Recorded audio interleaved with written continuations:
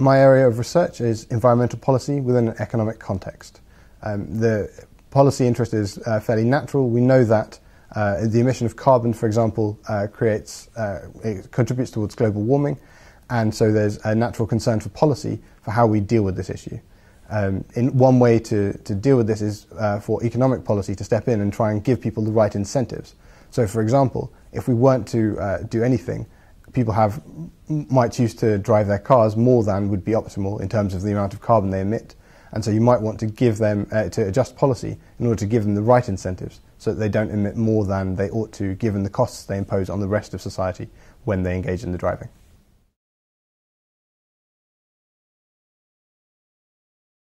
Currently, policy is actually quite broad, and there are a number of instruments that are being used in the environmental context.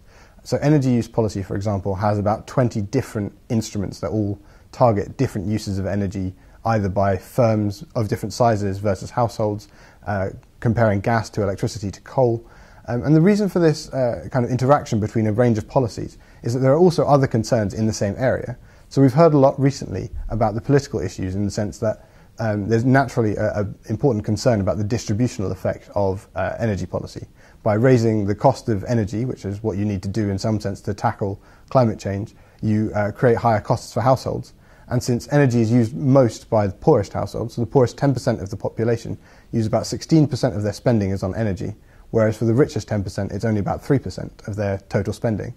So there's naturally a high concern that if you raise prices of energy, you might have this negative distributional consequence that poorer households are worse off. And so policy naturally has been made slightly more complicated by trying to deal with concerns like that, or about firms moving overseas. And also there's the important issue of ensuring there's sufficient spare capacity to make sure the lights always stay on.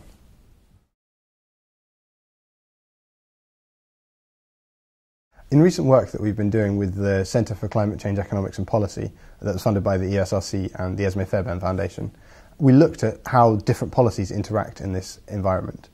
The range of policies that we have that try to deal with the sometimes competing goals that we have in this area actually sometimes create slightly perverse incentives.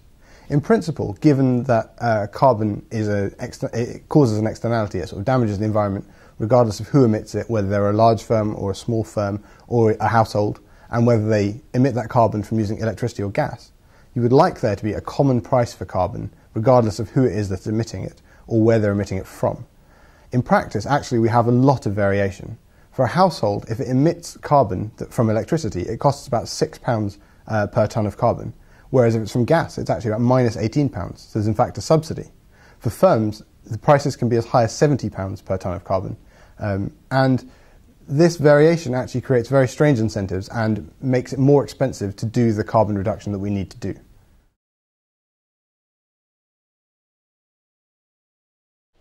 In other work that we've done here at IFS, again funded by the ESRC, we looked at how you could consider a reform to policy in this area that would give the right incentives. We focused on households. We thought about how you could give the right incentives to household in terms of their energy use, whilst ameliorating some of the distributional concerns that might be raised because of it.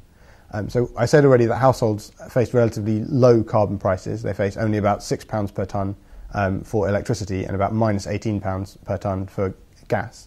And so you'd want to introduce a gas tax as the first step, so that there's a kind of positive tax there. And on top of that, households currently face a lower rate of VAT for energy relative to other goods and services that they may purchase. So you'd want to increase the rate of VAT to the full rate of VAT. And these two reforms alone would raise about £8 billion, which is clearly a large amount of money. But unlike recent price rises that we've already seen in the UK, these kind of price rises to gas and electricity would also be raising this £8.3 billion of tax revenue that we could then spend on trying to deal with the distributional concerns, unlike what we've seen already. So we would think about using this money to target in some way or other households depending on our distributional concerns. So at one end of the spectrum, one could think about handing this money back equally to all households in the country, regardless of their income. At the other end of the spectrum, you could think about adjusting tax and benefit thresholds so that we focus the money on the poorest households. And that way you would kind of deal with the distributional concerns that come from this, whilst giving the right incentives in terms of emitting carbon. And a reform like this would save about £1 billion a year.